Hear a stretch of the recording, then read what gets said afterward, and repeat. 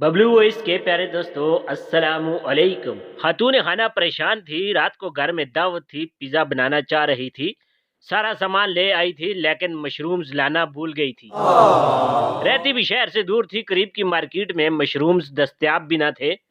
साहिब को मसला बयान किया तो टीवी से नजरें हटाए बगैर बोले, मैं शहर नहीं जा रहा।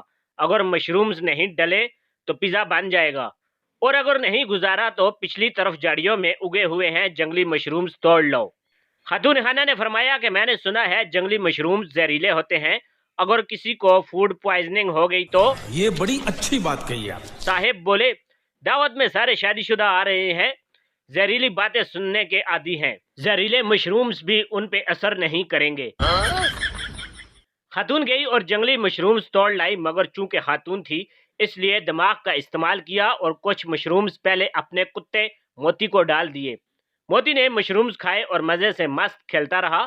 4-5 घंटे बाद खातून ने पिज्जा बनाना शुरू किया और अच्छी तरह से धोकर मशरूम्स पिज्जा और सलाद में डाल दिए। अच्छा, दावत शानदार रही। मेहमानों को खाना बेहद पसंद आया। खातून खाना किचन में बर्तन समेटने के बाद मेहमानों के लिए कॉफी बना रही थी तो अचानक उनकी बेटी किचन में दाखिल हुई और कहा, अम्मी हमारा मोती मर गया।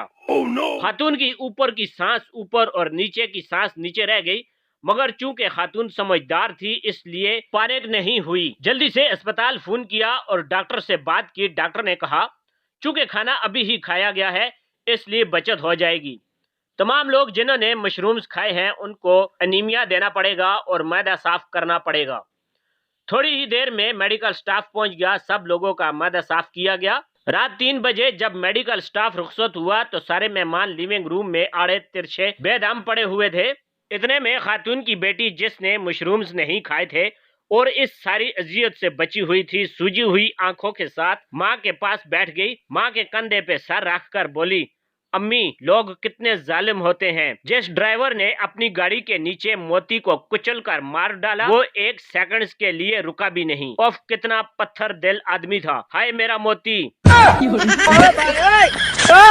तो ख्वातीन, आप खुद को कितना भी ज़हीन, समझदार, महमला फहम और होशियार समझे, पूरी बात सुन लेने में कोई हरज नहीं होती। सामीन इकराम, कैसी लगी आपको हमारी आज की वीडियो? अपनी कीमती राय का इजहार कमेंट्स में जरूर फरमाइएगा। मिलते हैं इंशाअल्लाह किसी और वीडियो में, तब तक के लिए अल्लाह हाफिज।